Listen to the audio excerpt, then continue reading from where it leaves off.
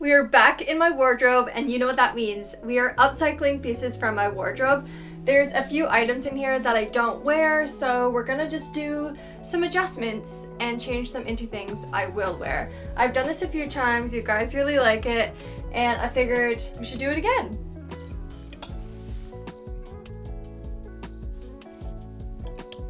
So we got 4 items. We have a button-up, a white t-shirt, a dress, and a skirt. Let's get into the first upcycle. I chose the white t-shirt because I have 4 white t-shirts and 3 of them are this exact style, like a boxier t-shirt. Now I really like the fit of this. I like that it's longer so I can tuck it into jeans and it doesn't pop out all the time.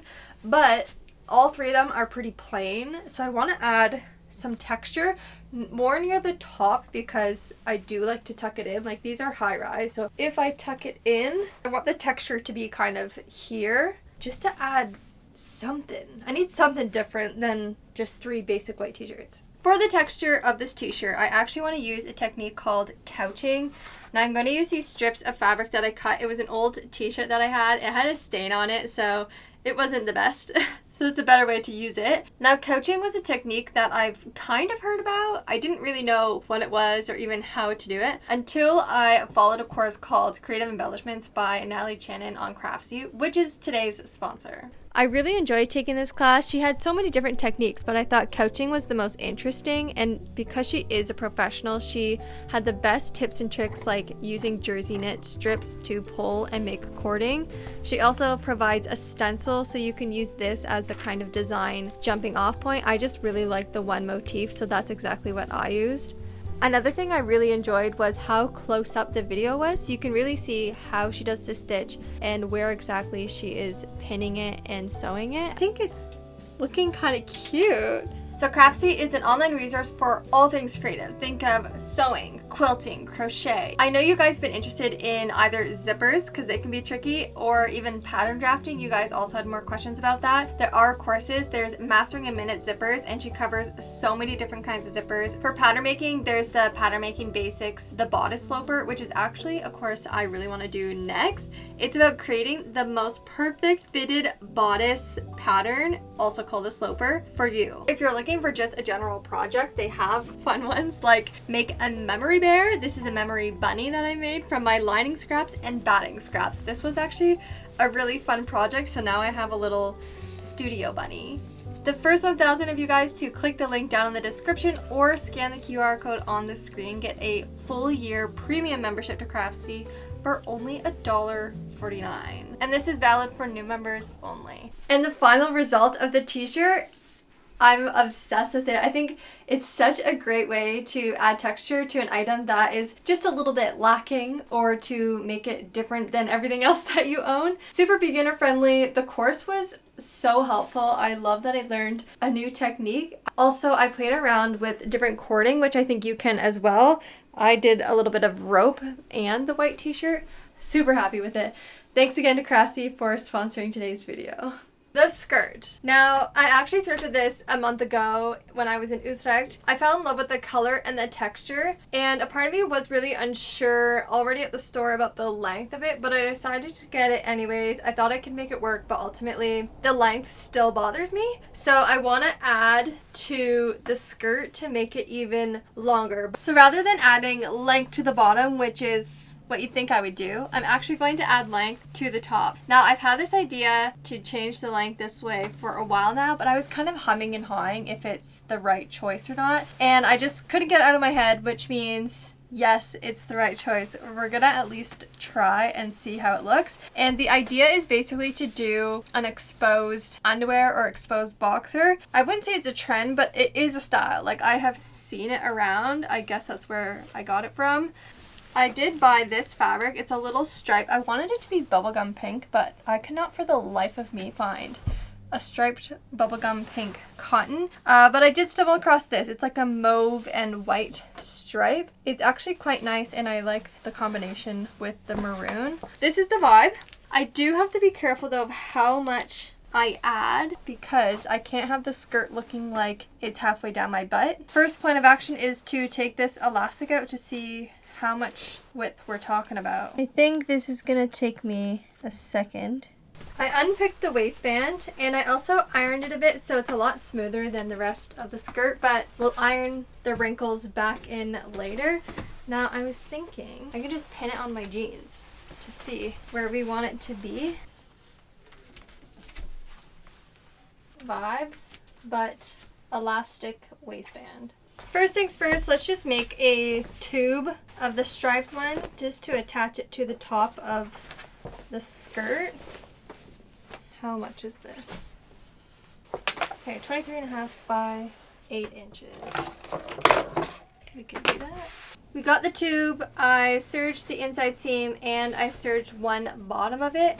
Now, as I was actually making the tube, I realized I want to add an elastic back in this section, top of the skirt, just to bring it in a little bit because of course it's still bigger, but I need a channel, so I'm going to just overlap it an inch, top stitch it, and then do another top stitch for the channel of the elastic.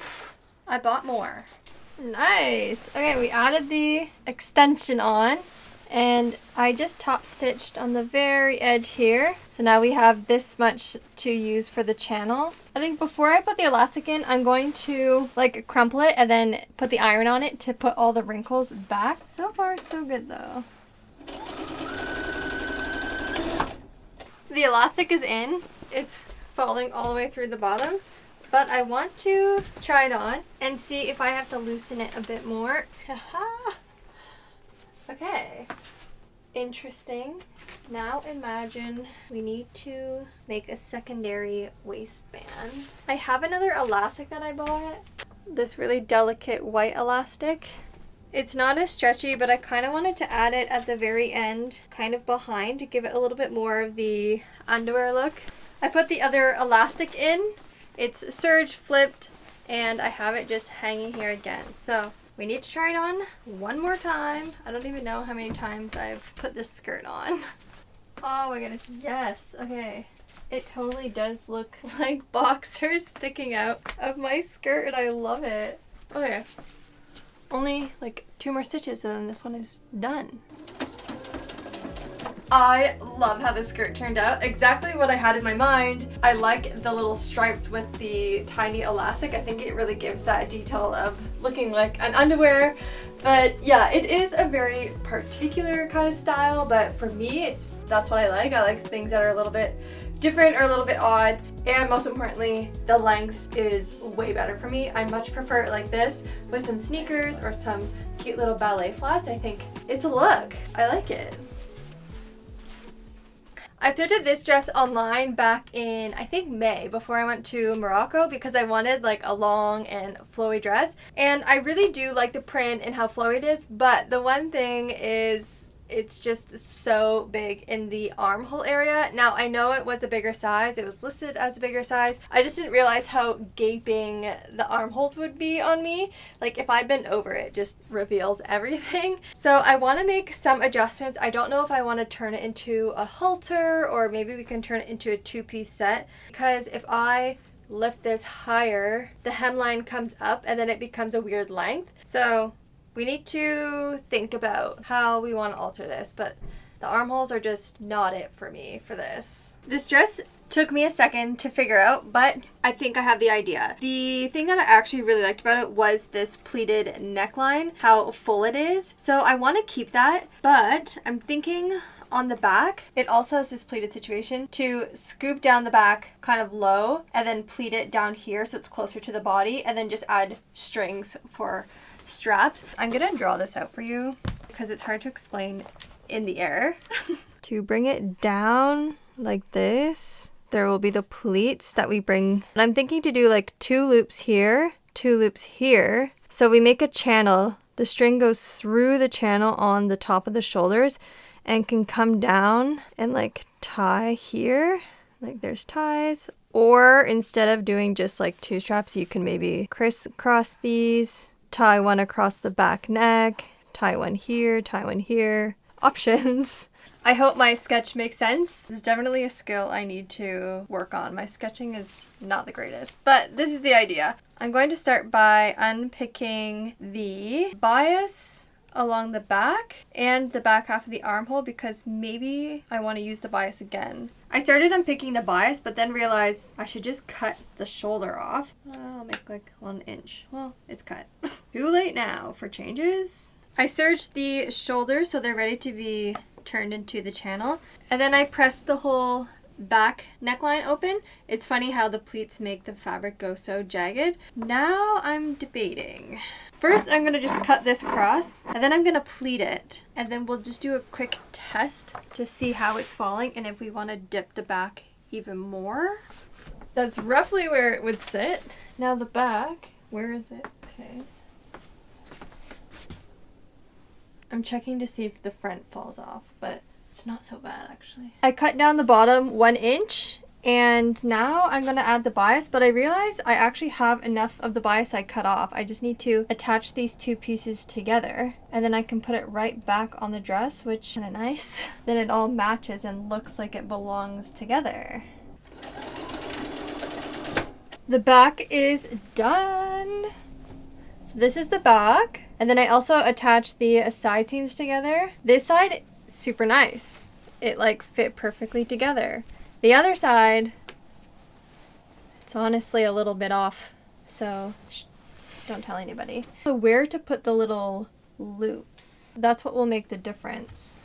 I'm just gonna sew the binding together and then I just loop them like so, like this. Oh. Oh, I like, okay, it's giving like clown pants. I feel like I could even add just another pleat. I think we might have to slightly alter the design.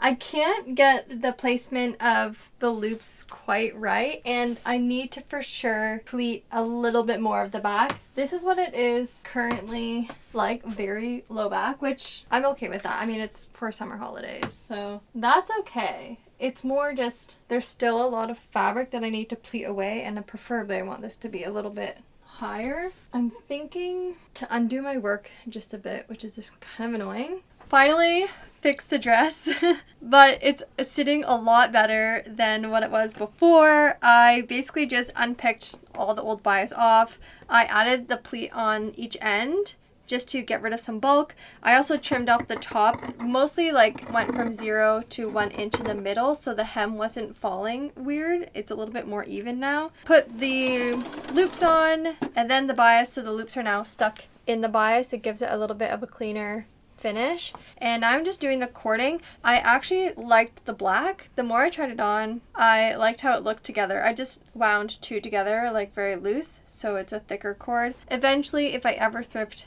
a red cording, I think I would like that better, but for now the black is okay. And that's the very last step, so we'll see how the final reveal looks. Took a bit, but we got there in the end, and this is the back. Not bad. It's a little bit different. There's only one loop instead of two, but I feel like it just holds the dress a lot better, and it's not too gapey. Like there's room enough, but it's not bad. It still hangs even at the hem, so at least when it's tied like this. But I really like it, and I feel like, yeah, it like is secure, you know? Of course you can tie in a halter top as well. It's a little bit sexier. You can just pop in the loops.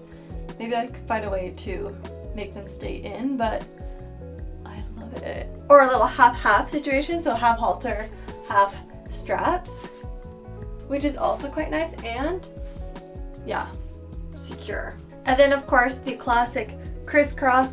This one is a little bit more gapey, I would say. So I feel like the straps like this, having the channel in one loop, brings a lot of versatility of how to wear this dress, which is my favorite part about it.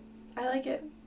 This is obviously way too big for me, and it's actually quite long. I don't know if you can see that, but very oversized. It of course is another one of my grandpa's old shirts. I upcycled another one of his in a previous video, so I want to do something different for this. The shirt. I actually decided, rather than upcycling it into a different version of a shirt, I want to make it into a mini skirt. And I have a pattern already that I've made before, and I just tested it out. It just fits. So I'm going to use the back panel. I need to unpick all the seams because I need every inch of the shirt as possible. But the back panel just fits the back of the skirt, and I'm actually going to make the front, the skirt, and the button placket will go down the center front of the skirt, but I'm going to sew it down and add a zipper in the back because I don't want to run the risk of a button popping and then just, that's not good. So I'm just going to go ahead and start stitch ripping. I do want to add another element to the skirt just to make it a little bit more fun and interesting, but I will let you know when I get there. Pieces are cut and pressed, so now it's just about cutting them out. Stitch ripping the seam allowance honestly saved me. Like, this is the very, very edge. Front of the skirt. It's kind of cute. The pieces are cut. I even fused my facing. Now earlier I mentioned that I want to add some contrast fabric, and I want to do it in the way of a bow situation. I'll put some inspiration photos on the screen to give you an idea, and I think the simplest way is just to do 2 long strips of fabric and just tuck it into the side seam, almost as wide as the skirt I would like. I'll make it a little bit less because of course it needs a hem on both ends, and I want to be able to just tie the bow like maybe off to the side or in the middle, kind of however I want it. Now the 2 pieces of fabric that I have that I was thinking of, something a little bit more flowy is this. It has very similar colors. I also like that it's kind of sheer, or keep it just 100% cotton. And I have this one. It has a very slight pink stripe in it, which actually does match this quite well. Maybe I like the stripe better. The stripe I can get behind. I'm just going to cut 2 equally long strips. Use as much of this as I can. Make it as wide as I can and as long as I can. Finally ready to sew. I feel like I always forget that it takes that much longer to unpick a previous item just to cut things out and sew it up again. I'm happy we used pretty much all of the shirt. Like, there wasn't much left after. I'm going to start by just doing these strips. I'm going to finish off 3 sides and leave one side raw because that's what's going to be in the side anyways. Finish the hem on the, I don't even know what to call, the ties, I guess. And this is the smallest I could get, like this.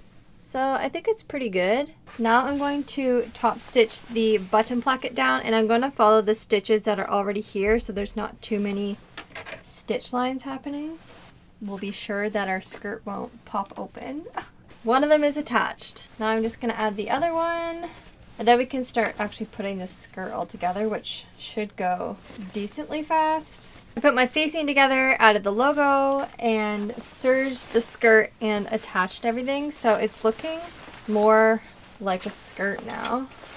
Kind of the idea. I just need to pop the zipper in, add the facing, whoop, and hem it. So just some final details, but I think it's good. The one thing I was thinking was maybe it's going to be a little front heavy, and this is a cotton shirt, so it's quite light. I guess we'll figure it out after, if it works when it's on. It'll be interesting. I'm going to quickly finish these off camera, and then we'll jump to the final reveal of the shirt turned into skirt. And last but not least, the shirt turned into a skirt. I'm obsessed with it. I think it's so cute. And I remember who I was thinking of for this idea. It was a brand called Purr and the Zoo. She's an influencer with the brand, and she did this pattern clashing bow on mini skirt. So all the credit goes to her. But I really like my version with the button placket and using a shirt to make this.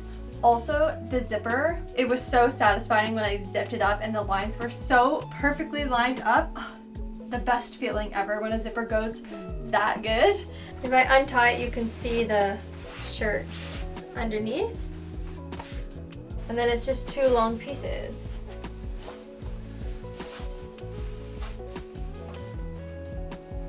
I think this is probably one of my favorite upcycles I've ever done. And I wasn't lying when I said I had a few of the same t-shirt.